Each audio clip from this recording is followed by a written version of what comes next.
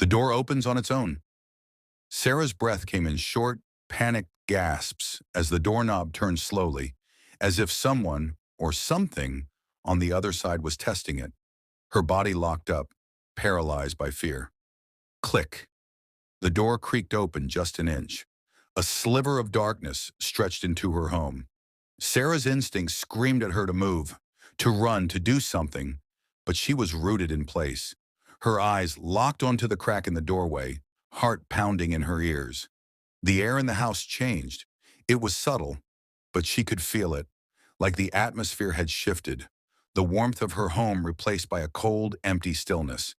And then, from the darkness beyond the door, she heard it, a whisper, not words, not something she could understand, just a faint, inhuman murmur curling around the edges of reality, seeping into her mind. Her phone buzzed violently in her hand. "Don't look at it, just run." The text was from Lily. Sarah's breath hitched. Whatever was standing outside was no longer knocking. It was inside. The thing in the hallway. Sarah took a slow, trembling step backward. The door stood open wider now, revealing the darkness beyond. She dared not look directly at it, her eyes flicking only to the edges of her vision. The shadows in the hallway seemed deeper, thicker, as though something within them was drinking in the light. Her fingers tightened around her phone. She had to move. She spun around and bolted toward the stairs, her bare feet slamming against the hardwood floor. The air behind her shifted. Something moved. A heavy thud echoed through the house. She didn't look back. Reaching her bedroom, she slammed the door shut and locked it. Her hands trembled as she shoved her dresser against it for good measure. Silence. Only her ragged breathing filled the space.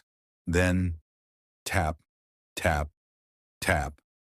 A slow, deliberate sound against her door.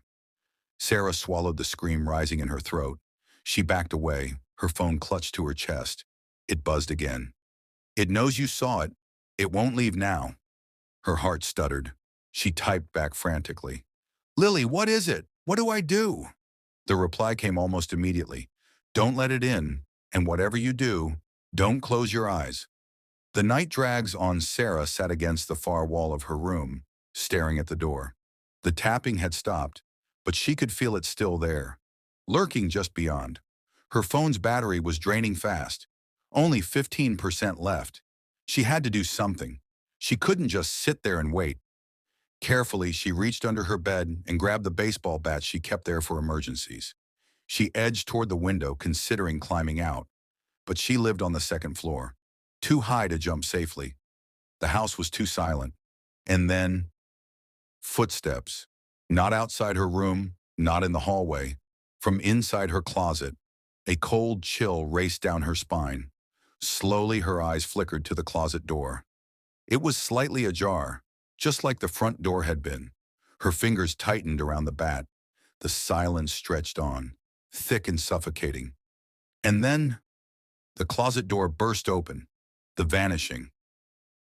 Sarah barely had time to react before a figure lunged out from the darkness. It wasn't human. It was tall, its limbs too long, its face obscured by shifting shadows. It moved unnaturally, its body jerking as though it wasn't meant to exist in this world. She screamed. The thing whispered. That same horrible murmur from before, curling around her mind, sinking into her thoughts.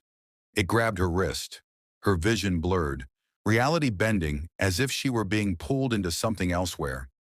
Something that wasn't her home, wasn't her world. Her phone buzzed one last time. "Sarah, run!" With all her strength, she swung the bat. The moment it made contact, the figure shattered, breaking apart like glass, scattering into the air as if it had never existed. The room snapped back to normal. Sarah collapsed onto the floor, her breath ragged. The front door was closed. The closet was empty. She scrambled for her phone. A new message from Lily had appeared. "They almost took you, but they're not gone. Not yet." Sarah's blood ran cold. Her reflection in the window wasn't moving.